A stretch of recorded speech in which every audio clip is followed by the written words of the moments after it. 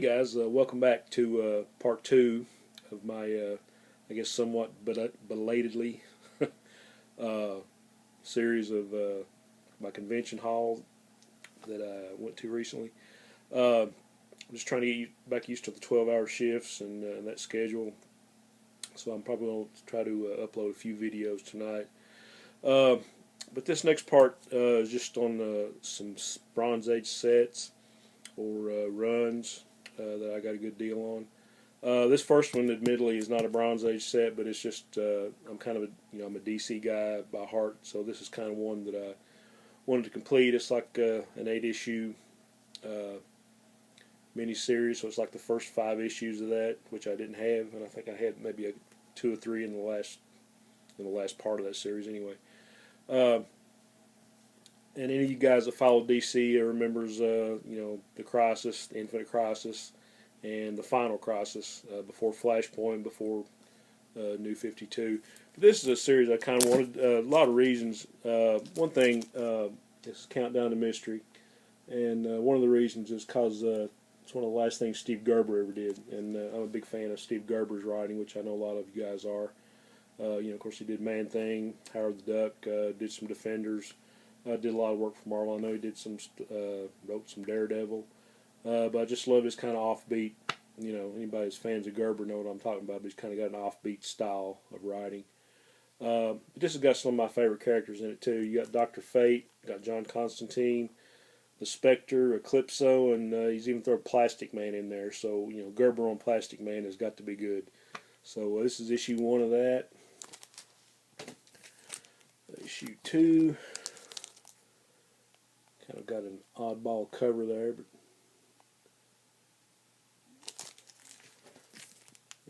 issue 3 with the John Constantine holding the Dr. Fate helmet. Can't be good.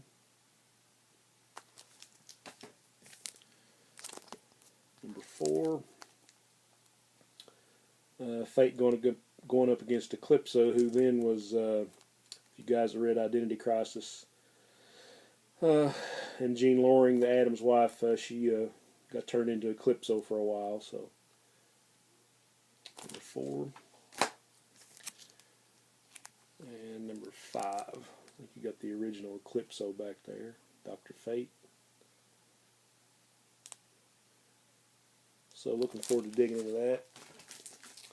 Okay, the rest of these are pretty much going to be Bronze Age because I think they're like from 1985 on back. I know a lot of people have got different ideas about when the Bronze Age stopped or began or whatever. I'm kind of looking at like 1985 because that's when the DC had the first Crisis, and then it kind of got into the modern age. Just to me, that's just my take on it. This is another little offbeat character that I always liked, part of the Marvel Universe, and it was a 4-issue series that I didn't have, and I was had some great deals on some series and some sets and runs, and it was just a great weekend to blow some money. But anyway, here's issue 1, Jack of Hearts.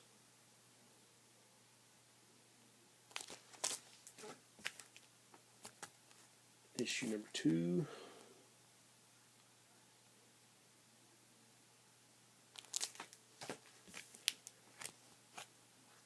Number 3.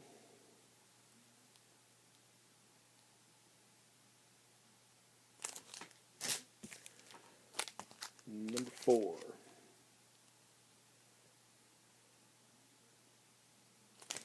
Okay, next one I got, probably a little known series, at least to some people. We have by Don McGregor and Gene Colan, Nathaniel Dusk, Private Investigator 2. This is the second series in this. It's got some beautiful Gene Colan artwork. And this is about the time, DC was using the Baxter paper, I guess what they called the deluxe series. But it's got some great Gene Colan art. I think they reproduced most of it just from the pencils that he did. So it's, he's the master of shadow and light. So it's just another thing of Colan's that I wanted. Issue 1. Issue 2. kind of reminiscent of some of the stuff he did on Tomb of Dracula. Like I say, I might have paid $2.50, maybe $3 for the all four of them. They're in pretty much mint shape. Number 3.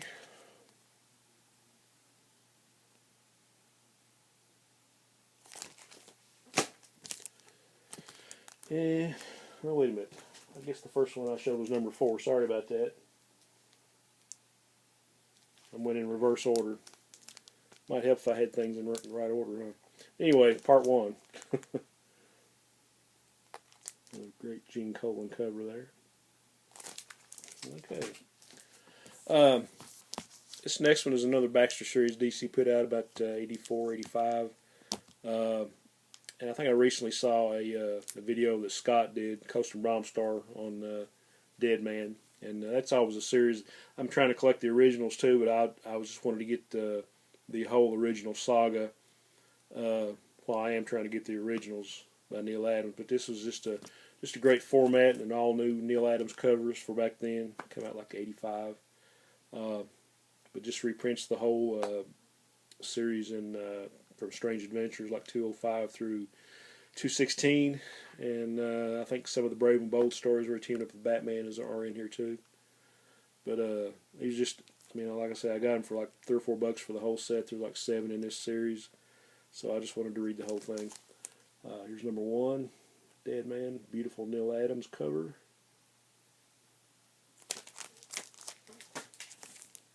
Number 2, actually have these in order.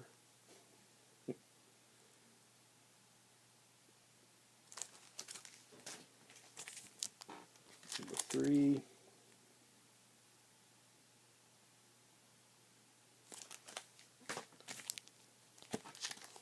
Number 4.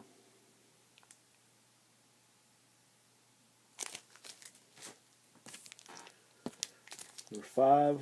And I think they might have just reprinted this from the issue of Brave and Bold this was in with Batman.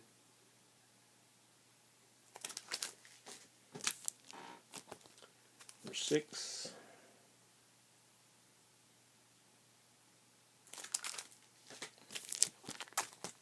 And number 7. Okay. Last thing I've got to show here, you can't go to convention without get some Kirby stuff. So I think I had maybe 8 or 10 issues missing in my Eternals run. It went 19 issues. And the guy had the whole run like in very fine for all 19 issues for like $22. Usually I don't, say anything about how much stuff costs, but when you get a really good deal on it, it's pretty neat. So I actually got all 22 issues, and like I say, they're in really good shape. Issue 1. Number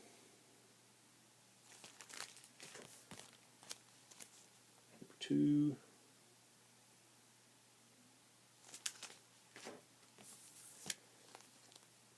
Number 3.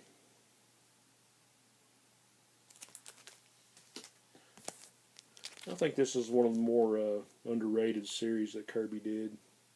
This is after he went back to Marvel.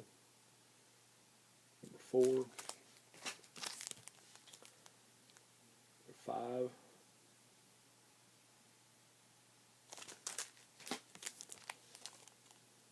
Number 6. Got probably 2 or 3 more videos to make on the convention stuff, so I'm going to try not to let them run over 10 or 12 minutes. So, number 7.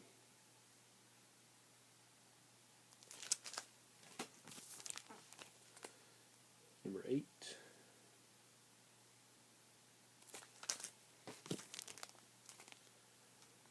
Number 9. Number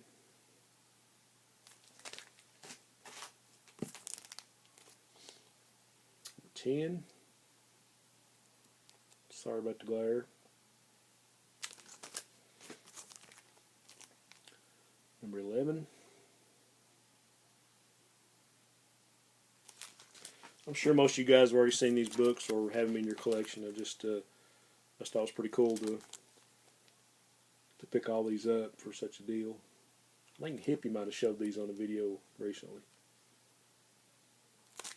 Number 12, 13,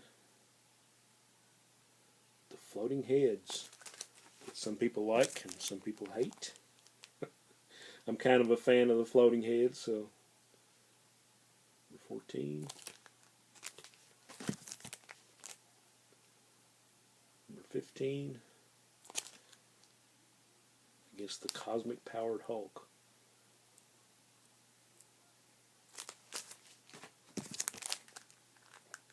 16,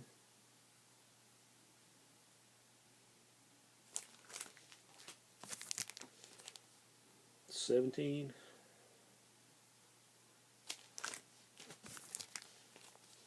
18,